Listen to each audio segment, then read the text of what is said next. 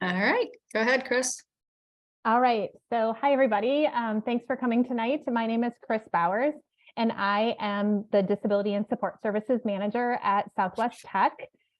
Just a little bit about our college. Southwest Tech is located in Southwest Wisconsin, as you can imagine, in Fenimore, Wisconsin, very small town. We have over 80 programs, anything from ag to nursing, public safety, early childhood, business, IT. I believe, don't quote me on this, but we're the only public education that has midwifery. So that's kind of something unique about Southwest Tech. We also recently started a Charter Tech 360 program, which is also something that I'm really proud of at Southwest Tech. And so we offer technology packages to all of our program students who are taking at least 6 credits. So that means you get a laptop as part of your student fees, and then all the technology that you need for your program, as well as IT support, free IT support. So that's kind of cool. Not many technical colleges have housing, but Southwest Tech does. And Kris, I think we'll probably talk about Western's. We have apartment style housing. So you get your own bedroom and then you share a bathroom with one other student. So that's kind of cool. And then the other really neat, unique thing about our housing is our building trades program. Students actually build most of our housing, which is really, really kind of neat.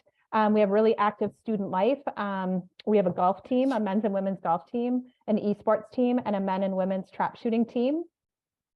Our trap shooting can brag. They are 2-time national champions. This last year, they won the national championship again. So that's kind of exciting. And I will say, as we're talking about technical colleges, the one thing that I think is really great about technical colleges is you can complete a program at any of the technical colleges in, some of our programs are 1 semester, some are 2 semesters, so 9 months or possibly 2 years. You graduate with relatively little debt, if any, and you come out with some really great paying jobs. And so that's something that I think is really cool about attending a technical college. So I'm going to turn it over to Kris to talk about Western Technical College. All right, thanks, Kris. All right, Kris Follansbee. So we thought we'd make it easy for you. We're going to stick with the Kris theme tonight. So Western Technical College is in La Crosse, Wisconsin, and we have 5 regional campuses: Black River Falls, Independence, Boston, Tomah, Viroqua. And then we also have the Sparta Angelo campus, which houses our criminal justice and our fire protection. We have 100+ programs at Western. We also have a residence hall. Ours is a suite style. So there are 4 students in one room, and then there's in one suite, and then 2 per bedroom, and then a shared living room, bathroom, kitchen area. We also have esports. Our sports, other than that, are women's volleyball. We have men's and women's basketball, baseball. I do not think we have a golf team, so that I don't know that one. But a lot of our facilities have just gone through a referendum a few years ago, so very updated. The biggest thing I wanted to share, though, is tomorrow is open house. So that happens at our main campus as well as all of our regional campuses, where if you attend, you will get your name in a drawing for a $500 scholarship that can be used at Western. And you also have your application fee waived. So you don't have to pay $30. You get to put in your application.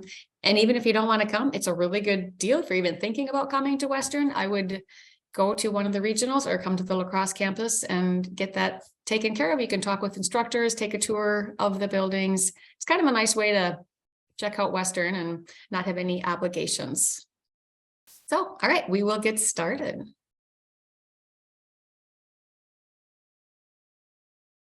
Okay, so just kind of talking a little bit about what we do, what Kris and I do.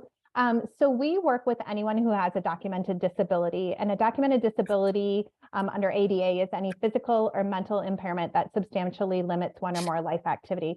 So I will say that the majority, but not all of the students that I work with are coming to me because maybe they had an IEP or a 504 plan in high school. We do have some students who are later diagnosed with disabilities, or maybe had a disability in high school, but just didn't receive services and decided that they needed services in high school, or excuse me, in college. And so what we do is we work with students to assist them in removing any barriers to their learning that might result because of their disability. We also help students navigate that transition to college. Maybe when you're coming for a tour, or you're coming to register for your classes, things like that. A lot of students will come and meet with us and just talk about that transition from high school to college. And then even when you get to the college level, we oftentimes will meet with students on a regular basis just to help them until they get their feet on the ground, kind of navigating like, how do you use Schoology, which is with our campus, we use Schoology. That's where all of your coursework and everything is located. I know Western uses a different program for their coursework, but we help you navigate that, how to connect with tutors, how to set up maybe a study schedule, things like that, just helping you with that transition. And the one thing that I think students really like about disability services compared to special education in the high school setting is we're a non-mandated service, meaning you get to choose kind of when and if you use your accommodations. You get to choose how much interaction you have with us. So you're really in the driver's seat. But with that, I always tell students it's really important to connect with us early and get your accommodations and those supports in place, even if you don't think you're going to need them, because once again, you're in the driver's seat. You get to pick and choose when you want to use them. So having them in place sooner rather than later is probably best practice. I love that you mentioned that, Kris. That's one thing we always want to tell students, because they leave high school and they want to just like, I want to try this college thing without accommodations. And that's great. But just if you could just take the time, get set up, because you get to choose if you want the accommodations or not. So having them set up is great ahead of time, because then if you do start getting into the class and it's getting a little tougher, we can't go back. So accommodations are not retroactive. So they start from the day that you start wanting them and using them. So it's really a good thing to get set up, even if you're thinking, maybe not, maybe it's a good idea. Just come see us. We're really friendly. All right, so I'm going to move this because it's in my way here. So what we do, we promote equal access and educational opportunities for students with disabilities. Like I said, you have every right to the same education as everybody else, and that is what your accommodations can give you. It levels the playing field, does not give you an advantage. So it's a really good thing to make sure that you're looking into it and knowing what you're eligible for, because it's going to make things more of a level for with other students. So we will serve any student with a documented disability. We serve students really any kind of disability, and even temporary disability. So say you don't even know you're going to need accommodations. We will serve students in high school if maybe they got in a car accident, they have a concussion, or they have a broken arm and they need to get note taking and things. But there's always a possibility of getting accommodations. So for anybody else that you're working with or friends with, if they are questioning it, have them come see us. So we coordinate the academic accommodations with students and instructors for students with disabilities. So once you get your application filled in, which we'll talk about again later, you'll meet with us and we sit down and we find out what your barriers are. So helping that, knowing what your barriers are will help us to know which accommodations are going to be best for you, and will match and help you be most successful. We provide a testing location at Western. We have a little bit bigger than Southwest Tech. So we have 10 private testing rooms and then 12 more testing areas in our testing center. So we have a much larger student population. So I think that our testing is a little bit larger than Kris's at Southwest Tech. And then we coordinate access to other campus resources as well. Just like Kris talked about with her first slide, we definitely will do any kind of talks with our student life area. If there's some kind of a function coming up and they say somebody would need captions or an interpreter, we would make sure that the accommodations are set up for all areas. Oh, wrong one. Okay, so a lot of times we get questions about what does it mean to have special education in high school versus disability services at the college level. And so many times students will share their IEPs with us from their K-12 setting, and we see things on there that we would call modifications. And we're not allowed to approve modifications at the college level. So modifications would kind of change the rigor and the standards of our courses. So things like if it's a multiple choice test and maybe in high school, your teacher would cut it back to 2 choices, or maybe if there's an essay assignment in high school, maybe your teacher would cut it back to, if all the other students had to write 4 pages, you only needed to write 1. Those are things that we're not allowed to do at the college level. We can do accommodations. And Kris is going to talk about some of the more common accommodations that we approve later on in this slideshow, but just kind of wanted you to think about, if you are a high school student, kind of looking at those things that are listed in the accommodation section of your IEP and thinking about, are those things that would be allowable at the college level, or are they modifications? And if they are modifications, they might be things that you want to start kind of backing off of during your later years of high school and trying to do your classes without them. Some other things like retakes and redos, we'll see that on IEPs quite often, where a student will come in and maybe if they get under a certain grade on a test, they can redo it. That's also not something that we are really allowed to do at the college level. So yeah, just kind of taking a look at those things on your IEP and thinking about, are those things that I would be able to have at the college level, and trying to back off. The other thing too is, we talked about that you're in the driver's seat when it comes to disability services. Sometimes in high school, your special ed teacher maybe is setting up your accommodations for you. That whole self-advocacy piece at the college level is really important, because you're in the driver's seat. You're going to be the one requesting those accommodations from your instructors and getting them set up with disability services.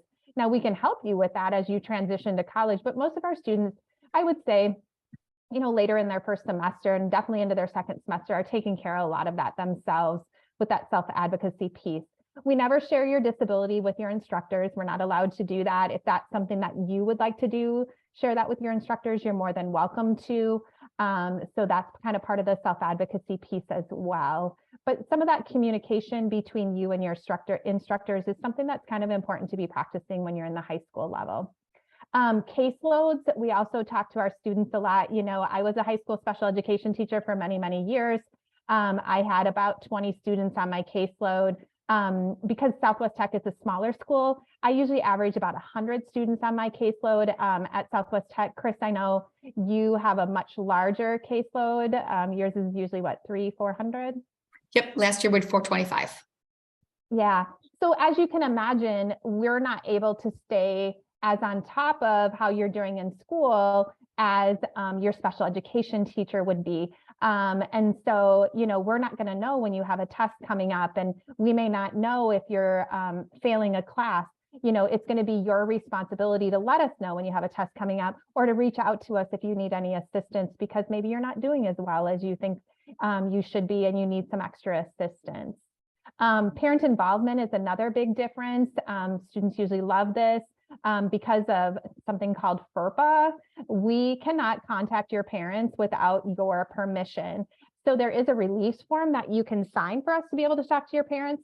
But I will tell you that if your parent reaches out to me, I typically, won't respond to them even with that FERPA on file, that FERPA release on file, without letting you know or copying you in on that email. So I really prefer to talk to the student as much as possible. And so, typically, like I said, if a parent reaches out to me, the student will usually know if that parent has reached out to me, and they'll be in part of that conversation of the return communication.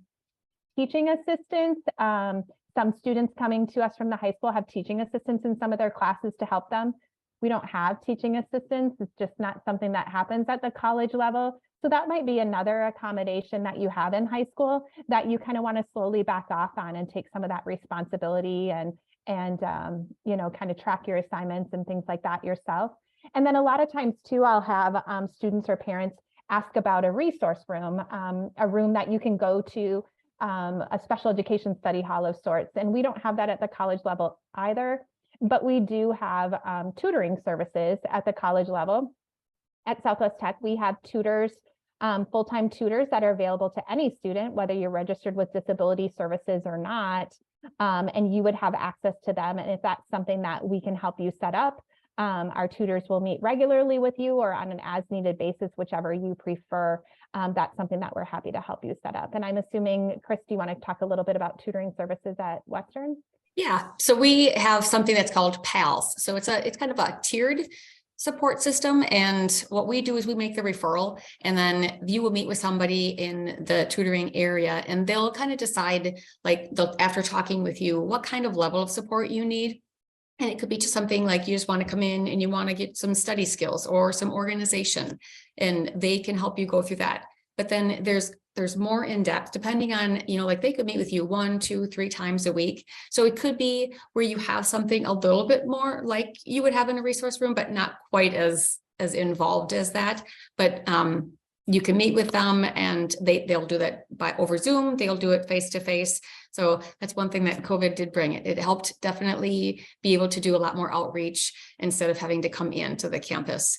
Another thing at college, I know at Western, we have a lot of areas where you can go and study on your own. So we have a lot of like little pod areas that are really nice, that you can kind of be alone and you can study, you can have that quiet, if that's something that's very distracting to you in big areas. And I'm sure that Southwest Tech has some neat areas as well.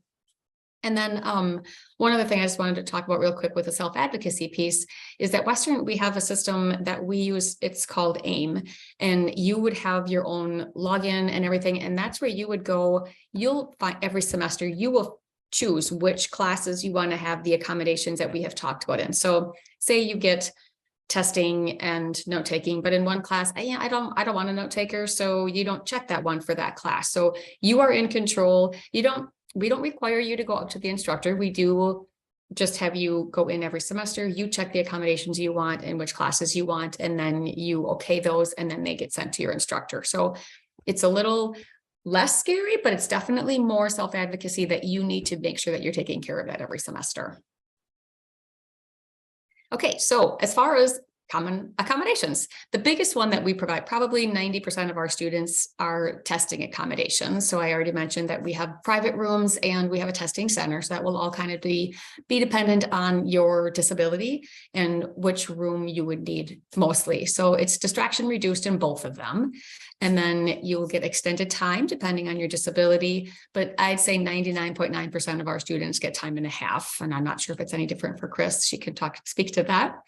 And then alternative formatting. So if you need font in a larger size, then we would do that. If you need to have the test read to you, then we would put that through ReadSpeaker. We do not read tests anymore. As I mentioned before, we had 425 students last year, and there's only myself and 2 other staff in my office. So we definitely have gone to all text to speech of testing. And then low lighting. So in our testing rooms, you have control of how bright or dim you want it. We have lamps on the tables. We also have CDs. So if you need some calming music, lots of that, and then white noise machines as well. So alternative formats, that's going to be anything like electronic books. So if you listen better and you learn better from auditory, then getting an audiobook is a great thing. We just have students sign at the beginning of the semester that they will not share those, that they know that this is something that is only for them and you cannot give it to any other students. And then you also have to still purchase your own book. Because of copyright issues, we are not able to just give the electronic books to students. They do have to first purchase the print version or the online version, and then if it doesn't have audio. Large print, Kurzweil, so that is another system that we have at Western, but they do not have that at Southwest Tech, but it's mostly used in our office. It's not something that is put on any students' computers. And then ReadSpeaker. I know we both, Southwest Tech and Western, both have ReadSpeaker, and that is a really nice system that we started during COVID just because everything went online and there was so much more reading material for students. And ReadSpeaker it's right into our Blackboard system, so our learning management system, and it will read anything on Blackboard. And we also have text aid, so anything that is web version, you can also have read to you, which is super nice. And there are so many different things that you can change up in there. You can change the font size, the color, highlighting, the speed that it reads to you. And then there's also a translation feature, which I don't specifically work with ELL students, but a lot of students will take advantage of that translation feature, which is really nice. And then classroom recording and note taking. So both Southwest Tech and Western have smart pens, which are super cool if you haven't seen them. It's just a pen. It's a little bit thicker than a regular pen. And then you get a specific digital notepad that goes along with that. And when you start class, you just start it normal, but you press the record button and it will record the lecture. So everything that you're writing and the teacher is speaking is being recorded. And so when you go back to your dorm room at the end of the day, if you want to study your notes, you can turn it to page 5, click on that area, and the lecture starts in that very area. So if that was like the one area, instead of looking through all of your notes or trying to fast forward and rewind like you do on a regular tape recorder, or even on your phone if you were recording it, it's very specific and it really works well for that. At Western, we also have something called Glean.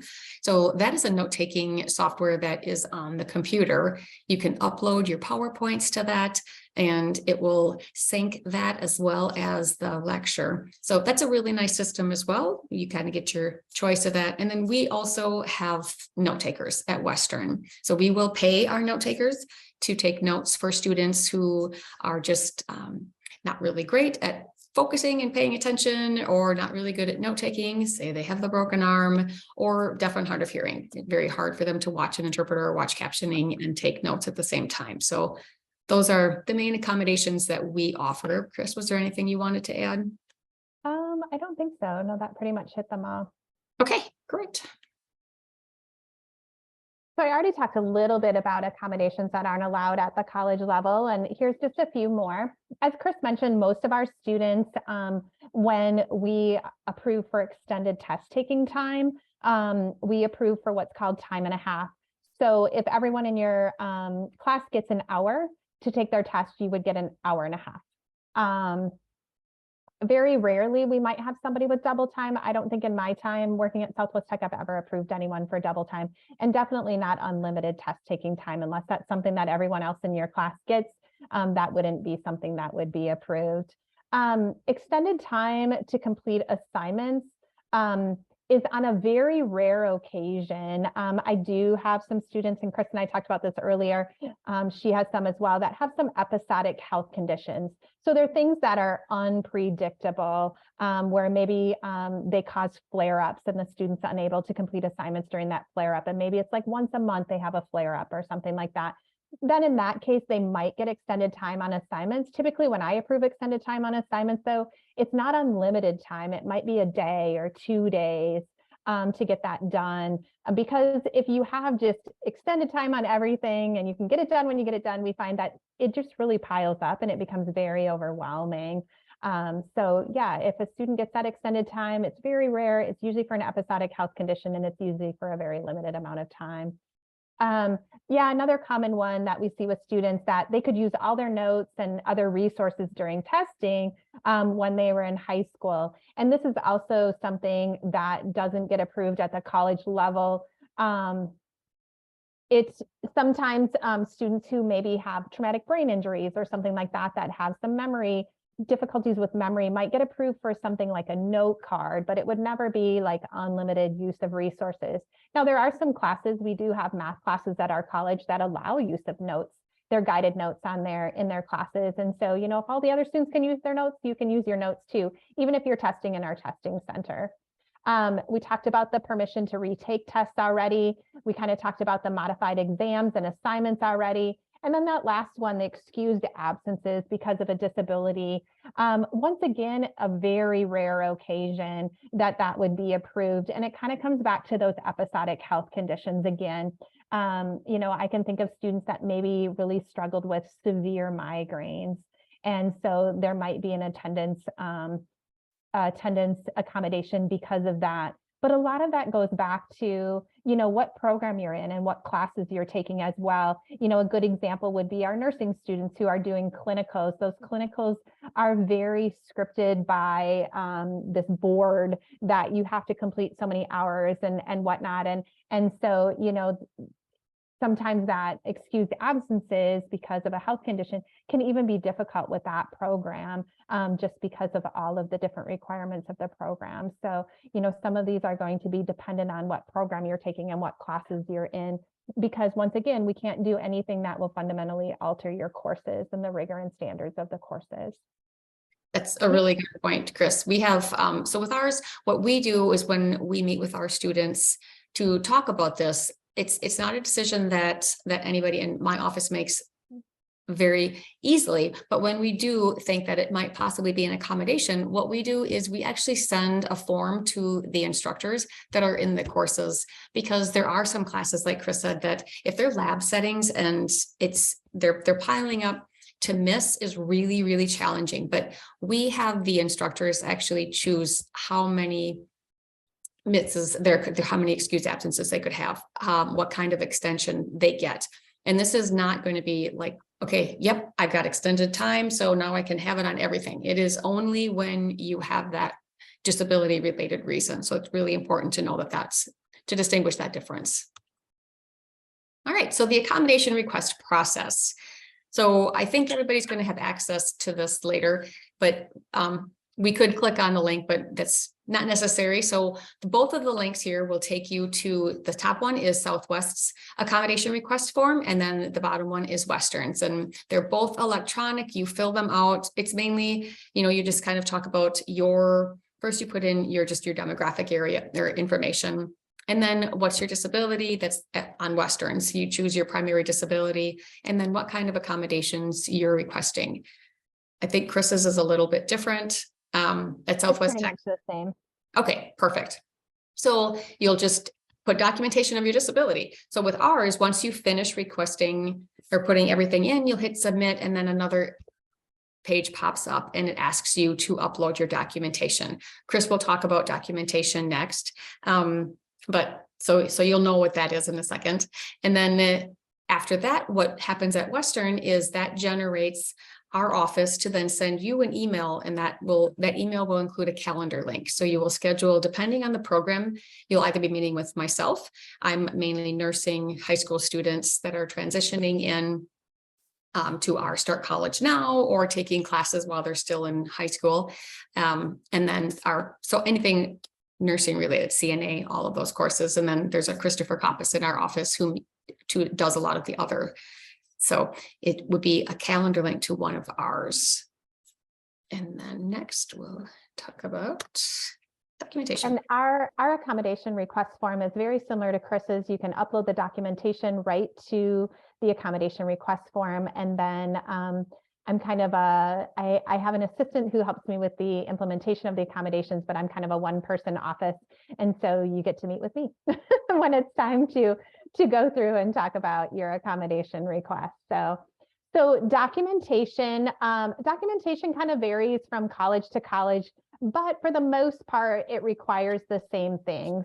So at Southwest Tech, we take IEPs and 504 plans and educational evaluations from the school district, as long as your disability is learning related and the disability is stated specifically in that documentation. So for example, Susie has a learning disability in reading, would be kind of what we would be looking for. And then we ask for letters from medical providers when the disability is something that would be diagnosed by a medical person. So things like anxiety, depression, ADHD, physical conditions, chronic health conditions, those would all be things that we would ask for a letter from a doctor for. And so some of the things that we like to see in the IEP or even the doctor's letter is a diagnosis.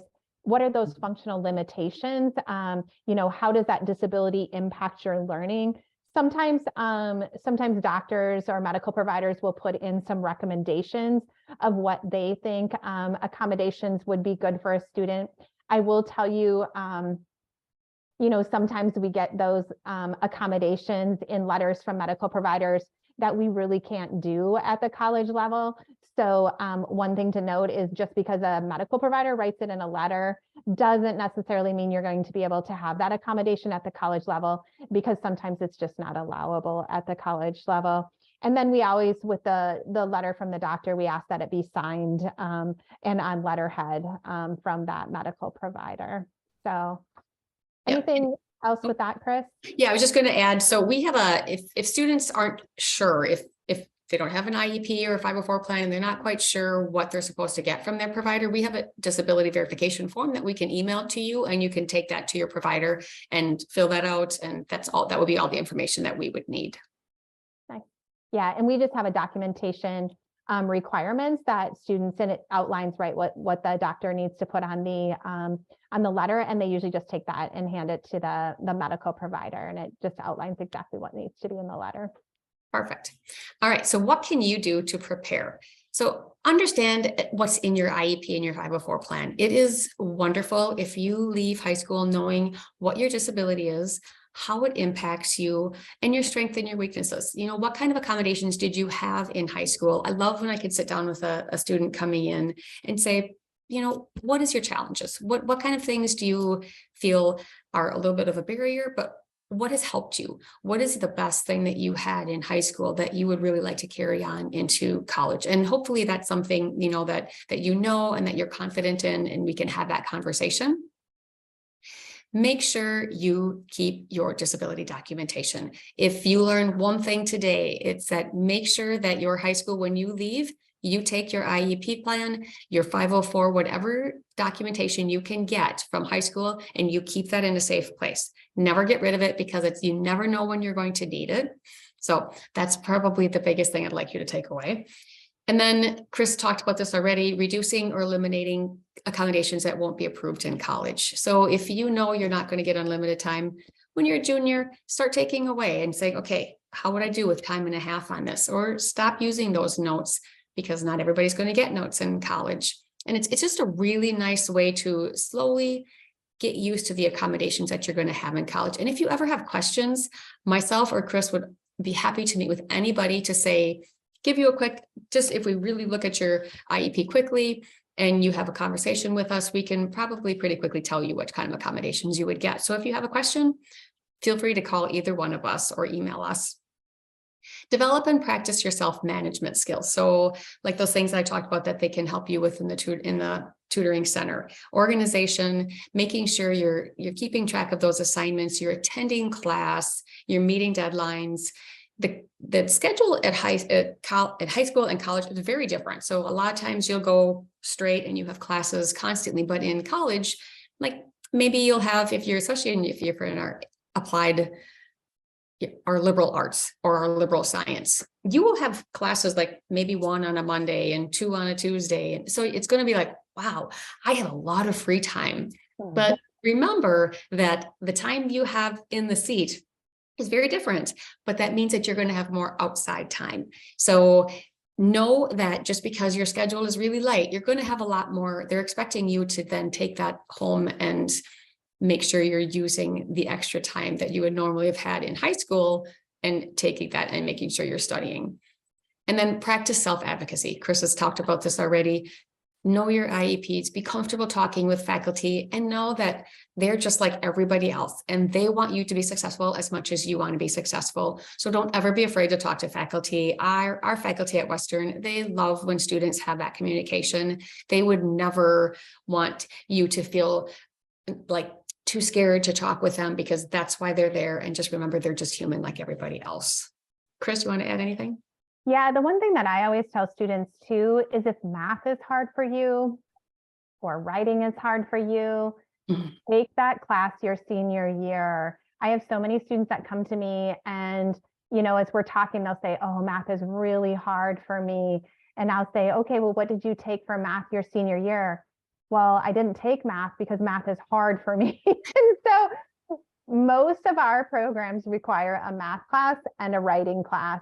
And so, you know, avoiding it isn't going to make it easier. So nope. I always recommend, if it's hard, take the class your senior year, even if it's just a basic class, you know, that you can brush up on skills. Or, you know, we've had some students who have asked for our applied math book ahead of time, and they've worked with their special ed teacher and kind of worked through our curriculum ahead of time during their senior year, and maybe their resource room. That's another great option. We have a really great online math site that walks you through all of the curriculum for our applied math classes. And so, that's another resource that you could work through your senior year, but don't avoid those classes that are hard for you, because unfortunately they're not going to get easier in college. They're not. That is a great point. All right, so that is all that we have. And here's our contact information, and we can give phone numbers as well. We can add that to the PowerPoint before we send that to you, Tim. So now it is time for questions. So I will stop sharing. Well, thank you both so much. That was a lot of information. You guys are getting really good at this. I almost want to go back to college.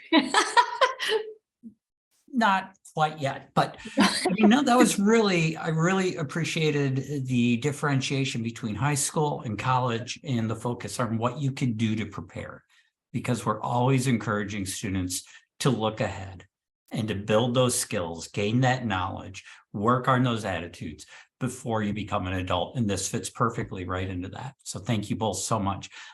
Feel free to unmute if you have a question or put it in the chat, and we will be more than happy to pass that question on to Kris and Kris.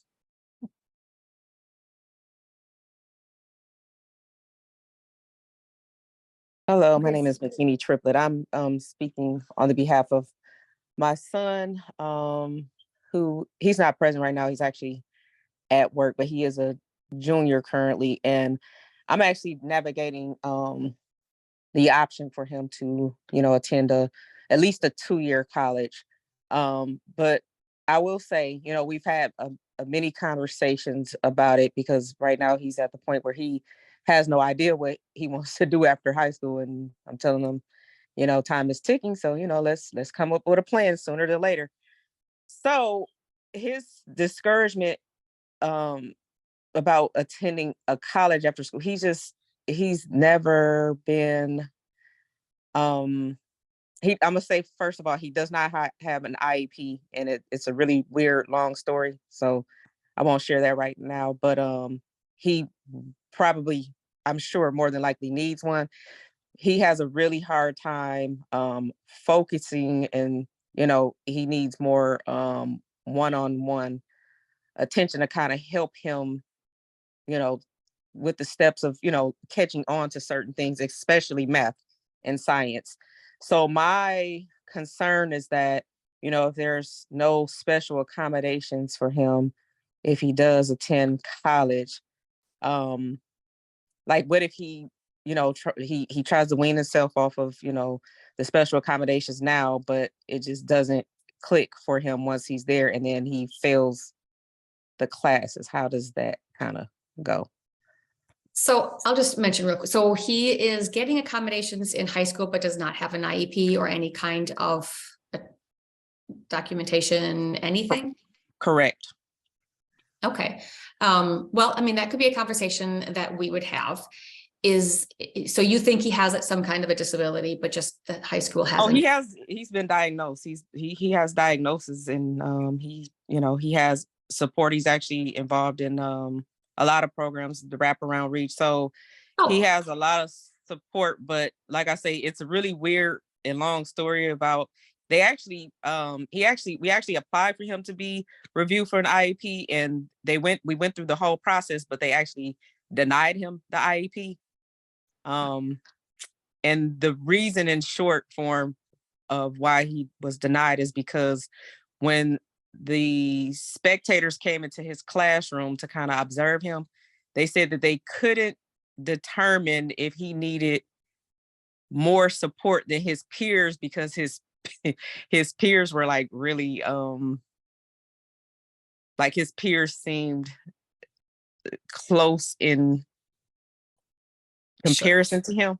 Yeah. I don't want to say too much, but he's been kicked out of 5 schools. I'll say that. So the school that he was attending at the time was it was like an only option for us at that time. So Okay. I'll So say that. he doesn't, students don't need to have an IEP or a 504 plan. As long as they have a diagnosis, that's all we need. So he would come to either Southwest Tech or Western Technical College, and we would sit down with him, look at the disability that he has, and then we would talk about accommodations that we think would be beneficial for him. One thing at Western, we do start a lot of our students out that are not quite sure, how they want to or how they're going to do. We have what's called a bundle course.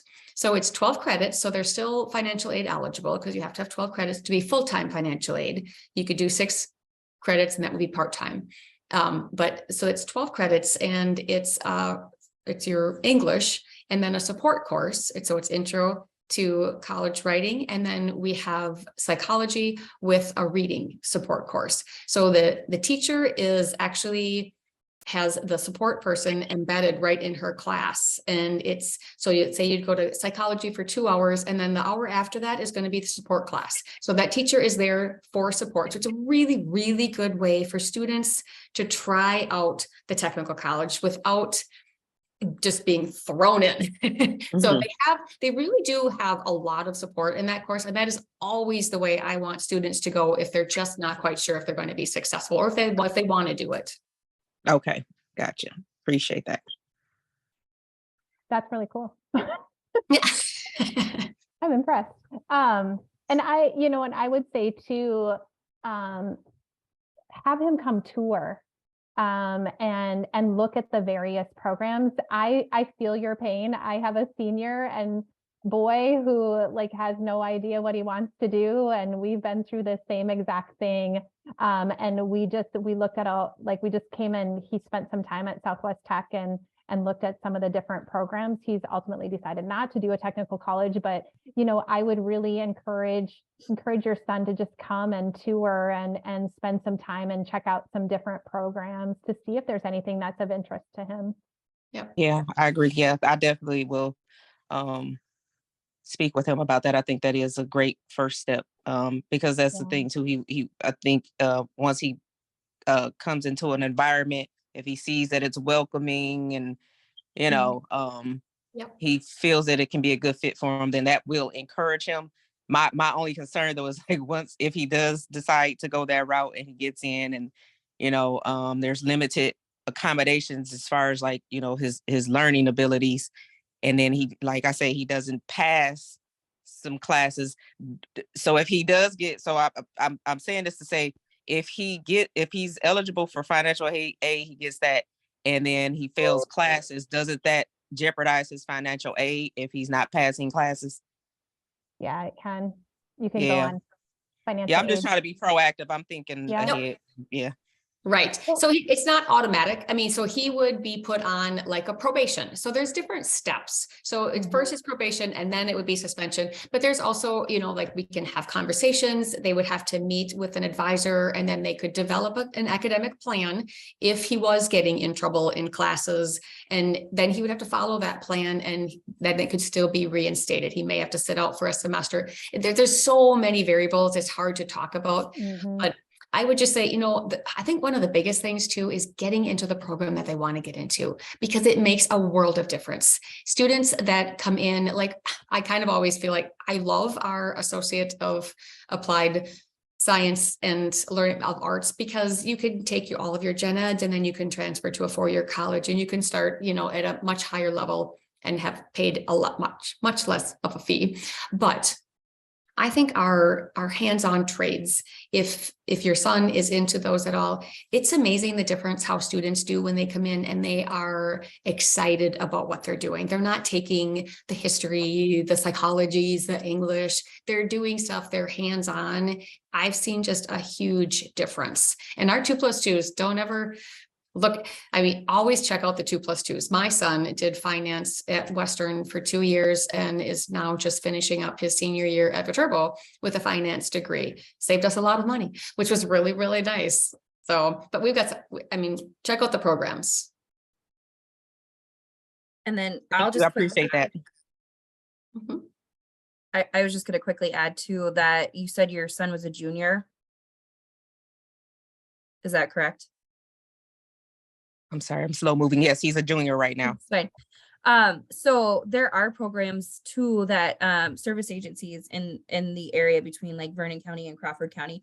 The Western Wisconsin Workforce Development Board works in 8 counties in Western Wisconsin, and they do have a youth program that could potentially help with, you know, career exploration to help them narrow down what that focus looks like and what kind of area of interest that your son could be more interested in. And then that could be applied with, you know, touring either college and looking at what program they're going to find success in there. What do they have, the one that I want, that type of thing? What does it look like at their facility? You know, what that comfortability looks like for them. So they would have a career planner that would work with them in that capacity, that could help with it, that would then carry over to going to the university with them. So that would just be something that they could have as a community support. Okay, I appreciate that.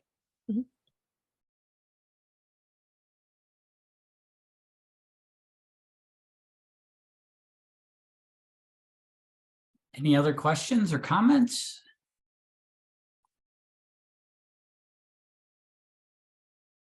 All right, well, I want to thank you all for being here tonight. Kris, thank you for extending your day, and Hannah, I know this is extending your day as well. So appreciate that. I will do my best to get the PowerPoint and short resource sheet out and to all the registrants, hopefully by the end of this week. But thank you all so very much for being here. Appreciate it. Have a great night. Thank you. Thank you.